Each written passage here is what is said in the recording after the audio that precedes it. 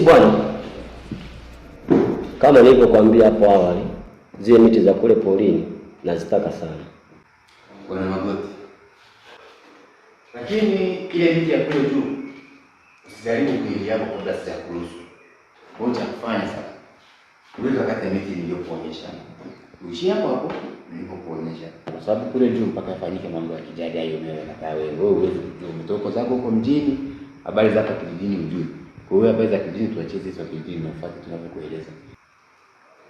Mambo ya zindiko, mambo ya jadi ndio nini sasa? Hizo unajua nini? Mmo mnatembea. Mkitembea kuna mambo mengine yani yanakuja mbele. Sasa kama mambo ya jadi basi tuachane nayo. Nitafutie vijana wa kukata zile miti.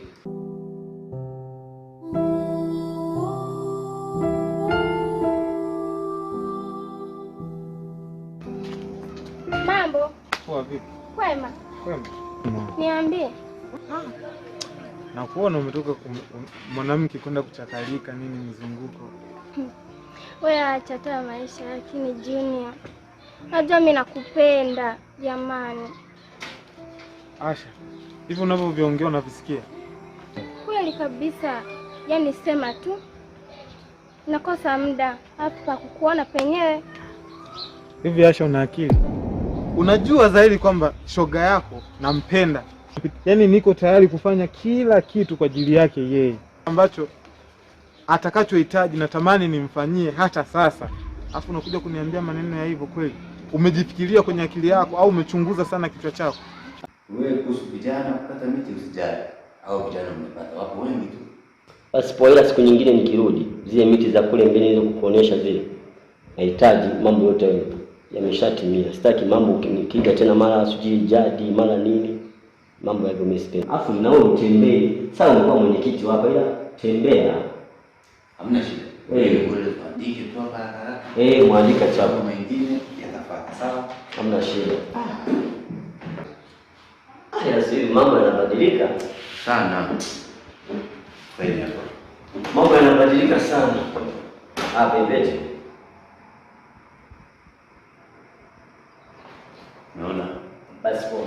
Kwa hiyo hapo nafikiri vijana nitakutafutia ukata hiyo miti. Nitafutie vijana kama wangapi? Vijana wengi. Hamna shida. Vijana wao wamepata hapo wengi mtu hapo.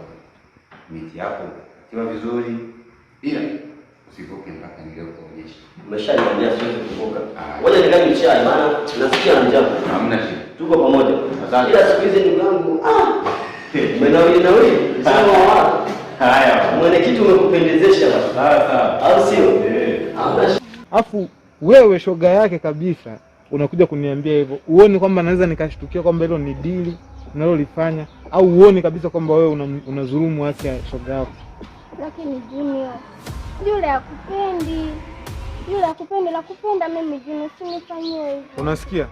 Sitaki kufanya kitendo kibaya mpaka jamii kanichukia.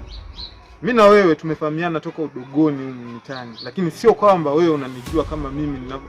Yaani unanijua kuliko wanavyonijua walionizaa. Sikia?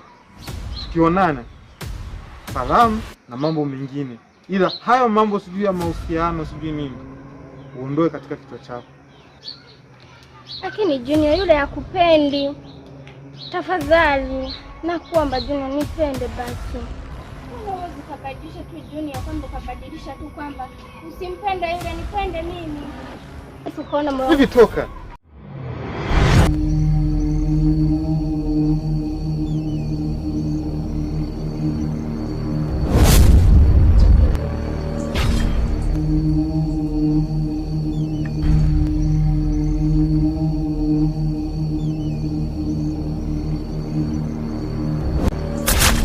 Thank you.